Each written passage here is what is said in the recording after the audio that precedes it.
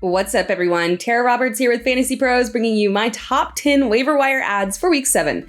But before we get started, if you want a chance to win a signed Justin Jefferson Minnesota Vikings jersey courtesy of our friends at Pristine Auction, you need to subscribe to the Fantasy Pros YouTube channel right now, comment below on this video, and that's it.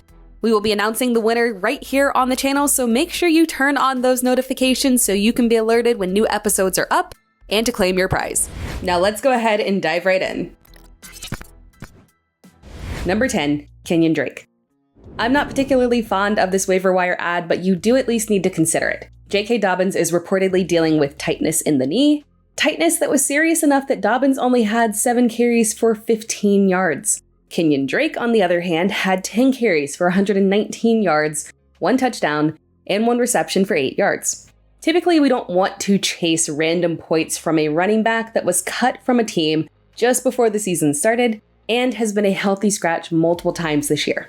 But Justice Hill is currently injured. Gus Edwards is on IR, and while he could return this week, it would be hard to imagine him coming back to a significant workload in his first game back from a torn ACL. If Dobbins' knee injury is serious and he's unable to play in week 7, Drake could be a flex-worthy option. Number 9, Dion Jackson. I filmed this video on Sunday night, so unfortunately, depending on the injury news, Dion Jackson might not be an option. But I have to mention him because provided the quad injury is not a long-term issue, I believe Jackson has worked his way into being the handcuff to roster in Indianapolis. I can count on one hand the number of times Nyheim Hines has had more than 10 carries in a game. He's a pass-catching back. He's not a workhorse type that operates as a one-for-one replacement of Jonathan Taylor. Don't get me wrong, Hines will still be involved in any scenario, so this is not jumping ship on Nyheim Hines. But if Jonathan Taylor were to go down with another injury, the bulk of the work on the ground could go to Jackson. Jackson is a bigger back. He has excellent hands. He is a very well-rounded and solid handcuff if healthy. If Jackson's injury is serious, I would sub in a player like Mike Boone into this spot who is not on the list because he plays on Monday night, but could be a solid waiver wire option depending on his Monday night performance. Number 8, Robert Tonyan. There were a lot of solid performances from tight end 2s on Sunday. Mike Gesicki had a multi-touchdown game. Hunter Henry, Irv Smith Jr., and Daniel Bellinger had solid games. But the performance that I think is most likely to stick is Robert Tonyan, who had 10 receptions on 12 targets for 90 yards. The reason that I think it will stick is the Packers receiving corps just continues to underwhelm. Aaron Rodgers' most trusted veteran Randall Cobb went down with a high ankle sprain that could be a multi-week injury. Rodgers could simply rely on the trust and connection that he has with Tonyan. Where other tight ends have legitimate competition that could fade them out of the offense, the Packers have a void that Tonyan can continue to fill. Number 7, Josh Reynolds. Josh Reynolds has been missing from a lot of waiver wire lists around the industry, and I get it. The potential debut of Jameson Williams would certainly cap any upside that Reynolds has, but it doesn't look like Williams will debut in week 7 or 8. And Dan Campbell was recently quoted saying there's no timeline on the return and that it could be a good time after the bye week. We shouldn't miss out on Reynolds' current production waiting for the eventual debut of Williams. In week 5, despite Amon-Ra St. Brown returning to action, Reynolds caught 6 of 10 targets for 92 yards in a bad game from Detroit. Weeks 3 through 5, Reynolds had 19 receptions on 28 targets with over 80 yards in every single game. He's certainly been more than enough productive to surpass DJ Chark, who has struggled to find consistency before going down with an injury. This type of production can't be ignored. Reynolds is stepping up and Goff seems to trust him. He is worth an ad. Number 6, Taekwon Thornton. In his second game back from injury, Taekwon Thornton had 4 receptions on 5 targets for 37 yards and a touchdown. It's difficult to imagine that multiple Patriots receivers will be weekly fantasy options, but Thornton is an explosive player and could be a key red zone target. And the most encouraging part of his production was the usage on the ground. He saw 3 carries for 16 yards. Now, he is a thinner player, so I wouldn't expect a Deebo Samuel type of usage, but he's speedy and shifty and could see some carries out of the backfield to support the running game while Damian Harris is out. Number 5, Matt Ryan.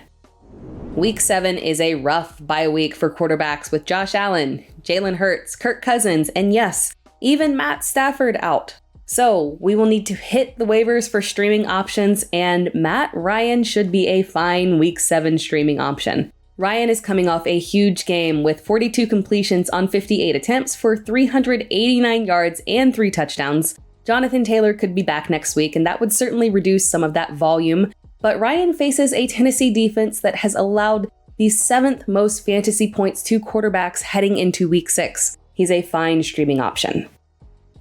Number 4, Rashad White. With Rashad White, we are trying to get ahead of the curve and roster the high-value handcuff before injuries happen and you're racing to the waiver wire to dump all of your fab. Sunday wasn't an extremely impressive performance. White had 4 carries for 12 yards and 3 receptions for 11 yards. But at this point, we can have extreme confidence in the fact that White is the clear handcuff to Leonard Fournette, and his pass-catching upside would make him a potential low-end RB1 if Fournette went down with an injury. He is worth a roster in all formats. Number 3, Wandell Robinson. Another week, another new wide receiver 1 for the New York Giants. And this week, it is Wandell Robinson in his first game back from his 4-game absence. Robinson had 3 receptions on 4 targets for 37 yards and a touchdown. Not a huge game, but certainly very encouraging. There's no leading presence within this Giants receiving core. And while I don't see Robinson being a huge target hog right now, he is extremely dynamic and can carve out a role worthy of flex consideration. This offense runs through Saquon Barkley, and that won't change, but they need to find consistency within the passing game. Robinson could be the guy, and given the investment the Giants put into him, he could continue to get opportunities throughout the remainder of the season. Number 2, Alec Pierce. Alec Pierce is a repeat from my waiver wire list last week. Technically, the big breakout performance of the day was from Paris Campbell, who caught 7 of his 11 targets for 57 yards and a touchdown, but Campbell's involvement prior to this week was minimal at best, and I just don't think that this will be a regular occurrence for him. On the other hand, Alec Pierce has had 3 weeks in a row with double-digit PPR points and caught his first touchdown of the year on Sunday. Pierce has been a consistent presence within the Colts offense and should continue to move forward as the wide receiver 2. Number 1, Rondell Moore. Rondell Moore was on my waiver wire list last week and is still less than 50% rostered in both Yahoo and ESPN leagues. Moore is a must-add if he is available on your waivers. On Sunday, Moore caught 6 of 10 targets for 47 yards. Not bad considering Arizona failed to score a single touchdown. And that makes a total of 13 receptions on 18 targets over the past 2 games for him. Perhaps there's some skepticism around the Arizona offense as a whole, or worry that Rondell Moore's role will be reduced when DeAndre Hopkins returns. But Moore's role within the slot is very specific and something that will not disappear in the offense. Cliff Kingsbury was very vocal during the offseason about wanting to design a role specifically for Rondell Moore after a disappointing 2021 season. When Moore started off the season with a hamstring injury, Greg Dortch stepped into the role in his absence and was wide receiver 19 in PPR weeks 1 through 3. Moore has wide receiver 2 upside, even with the looming return of DeAndre Hopkins. But there could be additional upside as well, with Marquise Brown exiting Sunday's game with an injury. Moore will continue to play a critical role in this offense. Thanks for watching this video, and remember, if you want a chance to win a signed Justin Jefferson Minnesota Vikings jersey courtesy of our friends at Pristine Auction, you need to subscribe to the Fantasy Pros YouTube channel right now, comment below on this video, and that's it. We will be announcing the winner right here on the channel, so make sure you turn on those notifications so you can be alerted when new episodes are up and to claim your prize.